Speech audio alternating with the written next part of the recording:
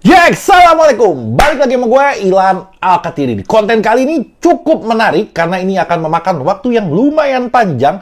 Ada kabar Osvaldo Hai, ada beberapa regulasi yang gue pengen memberikan pendapat pribadi gue terkait hal ini. Menghebohkan, membuat bingung, apakah ini menguntungkan Persija atau ini merugikan Persija?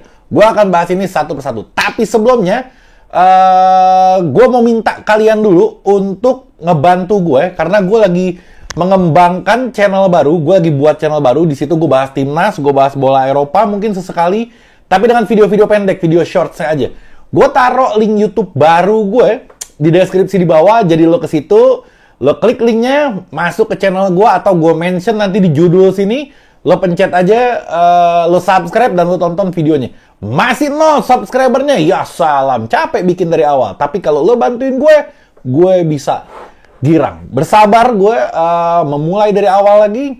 Insya Allah menjadi besar jika dibantu oleh kalian. Ya salam. Lo sohib-sohib gue pada Masya Allah semua.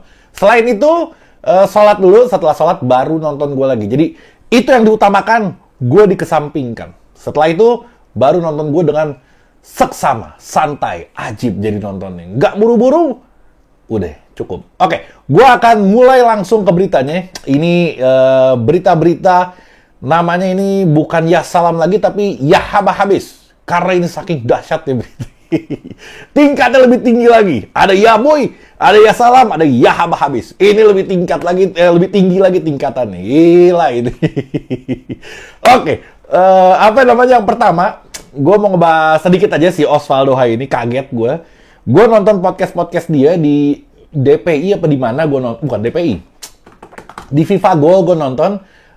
Yang pembawa acaranya siapa ya? Oki Rengga. Terus ada 2 orang lagi itu.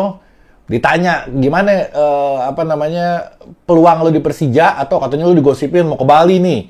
Dia bilang, wah saya nggak bisa jawab. Waduh, gue bilang, gue deg-degan di situ tuh. Gue bilang, kalau misalkan dia nggak bisa jawab, tandanya ada kemungkinan keluar. Kalau misalkan dia stay, ya dia dengan lapang aja jawab aja, bilang, oh enggak, gue masih di Persija aman. Dengan dia ngejawab kayak gitu, gue dicuriga. Wah, gue bilang nih pasti keluar nih orang nih atuh nih. Akhirnya nih benar, diumumin, postingannya juga ketika ada yang keluar pasti akan datang. Memang pasti akan ada yang datang, tapi Osvaldo Hai ini gue menyayangkan ya kalau dia sampai keluar gitu. Gue seneng banget sama pemain ini. Gue nggak pernah mengidolakan pemain. Jarang sekali gue mengidolakan pemain. Karena yang kayak gini, ketika dia keluar itu mengecewakan kalau gue mengidolakan dia. Hanya beberapa aja yang gue suka pemain, kayak contoh Ismet Sofyan, ya terbukti lah gitu. Tapi kalau misalkan pemain-pemain yang kayak gini, gue berusaha untuk tidak mengidolakan. Gue lebih mengidolakan timnya dibanding pemainnya. Osvaldo Hai pergi, dadah, nggak apa-apa lu jalan sono, kita diganti dengan yang lebih baik lagi. Cuman gue menyayangkan aja kayak cuman berobat jadi kita.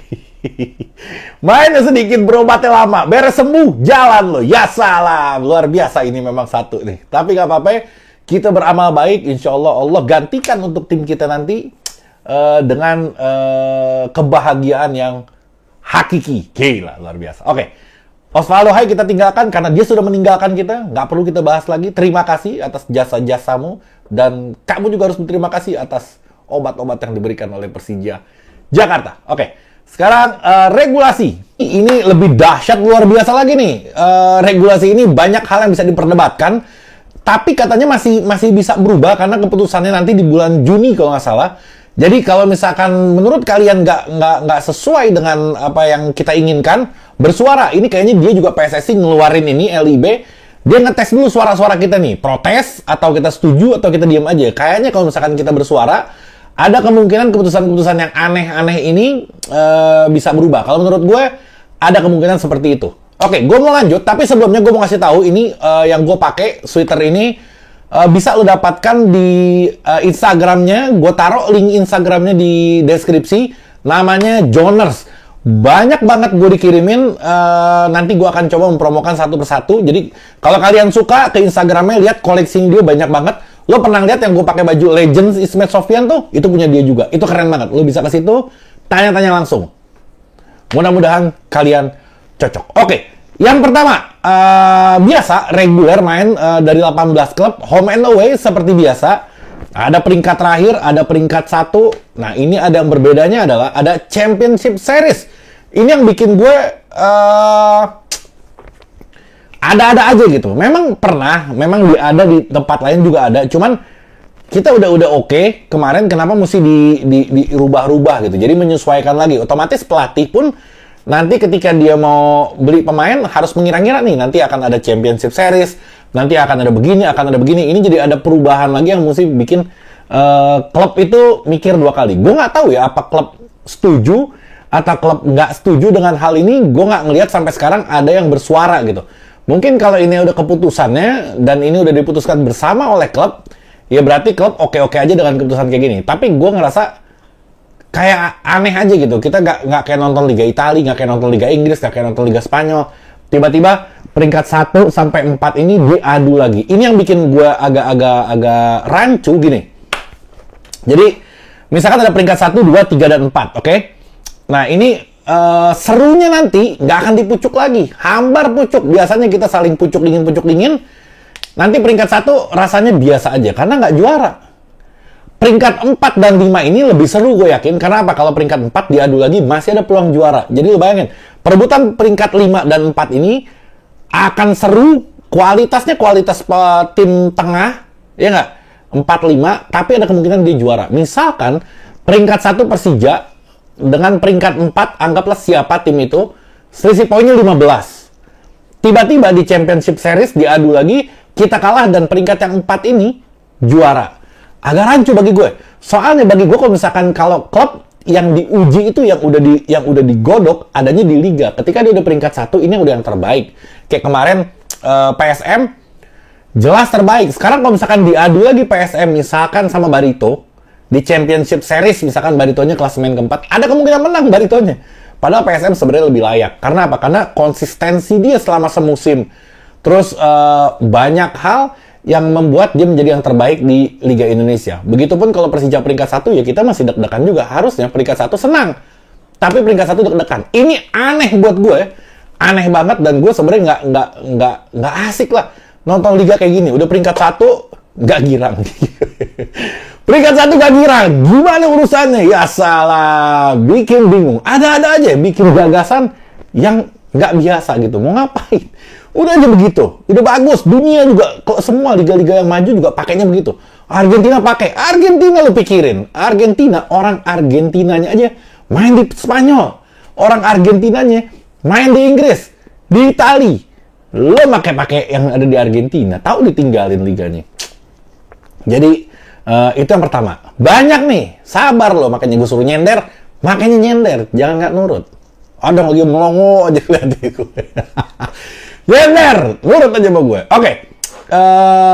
Terus, apalagi selanjutnya itu 35 pemain yang didaftarkan sebelum tanggal 20 Juli. Oke, ini udah ada yang harus terdaftar 35 pemain sebelum Juli. Jadi kalau ada pun transfer itu dipastikan itu sebelum 20 Juli itu udah diumumin semua. Jadi gue nggak tahu ya, Persija lambat banget. Mungkin kayak gini. Kalau gue ngeliatnya gini, nggak bisa diumumin kalau masih ada kontrak. Biasanya pemain di luar negeri itu kontrak habis di tanggal 30 Juni. Lo kalau inget tahun kemarin juga sama begitu, nggak bisa ngumumin sebelum 30 Juni kalau nggak salah, gue lupa. Itu bisa diumumin karena masih ada kontrak di Eropa. Rata-rata kalau di Indonesia kan Desember habis, atau di bulan Maret atau Mei habis gitu. Biasanya Desember habis. Nah kalau di Eropa itu enggak, di Eropa itu kebanyakan bulan Juni. Jadi udah ada pemainnya mungkin, tapi belum bisa diumumin karena dia masih terikat kontrak. Nggak etis kalau diumumin ketika masih terikat kontrak. Ini yang lucunya, ya salam.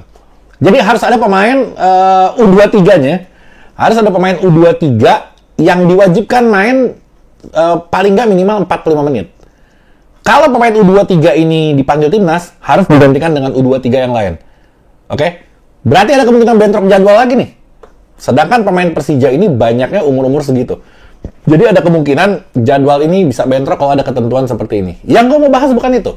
Yang gue mau bahas, oke lah Persija rata-rata pemainnya muda-muda.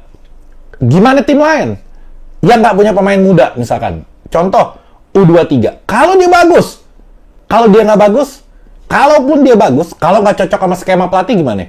Jadi gue ngelihatnya kalau PSSI ini pengen mengembangkan pemain muda untuk tim nasional, Tapi suruh klub yang bertanggung jawab. Gue ngeliatnya kayak gitu. Harusnya PSSI bikin ketentuan dong. Dia bikin kayak apa namanya, liga usia dari usia kecil. U23 udah habis. U23 udah jangan pakai diinin lagi. U23 tuh udah masuknya ke senior. U23 udah di senior. Lo kalau mau bikin liga dari umur 12 tahun, 13 tahun, 14 tahun terus sampai ke 17 tahun itu liganya harus ada. Jangan cuman event-event kayak begitu. Kalau lo mengembangkan pemain muda untuk masa depan timnas, jangan bebanin ke klub. Kalau menurut gue kayak gitu. Karena nggak semua pemain U23 itu bagus. Itu yang pertama. Dan nggak semua klub punya pemain U23.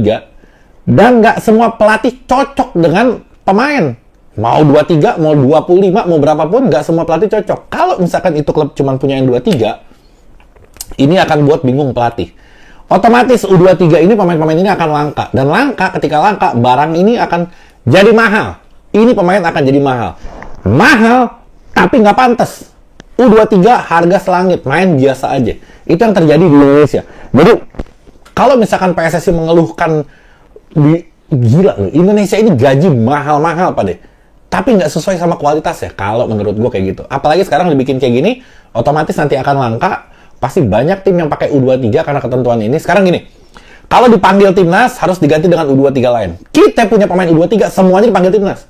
Siapa yang harus ngegantiin? Nggak ada. Sedangkan, kita harus ngedaftarin 35 pemain yang harus didaftarin, dan itu nggak bisa diganti-ganti lagi. Ketika kita punya 5 pemain U23 semuanya dipanggil, siapa mau dimainin lagi? Berarti satu nggak diserahin ke timnas. Nggak diserahin ke timnas, ngomel lagi nanti.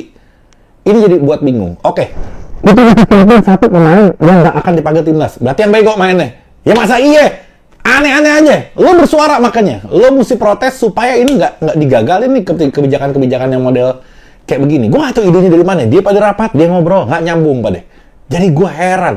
Jangan rapat. Kalau rapat biasanya nggak nyambung. Jadi udah aja ikutin yang ada, perbaiki, bukan menambahkan, bukan merubah.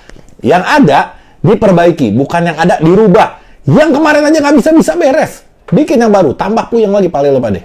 Ampun, gue setengah mati. Oke, yang berikutnya. Pusing gue.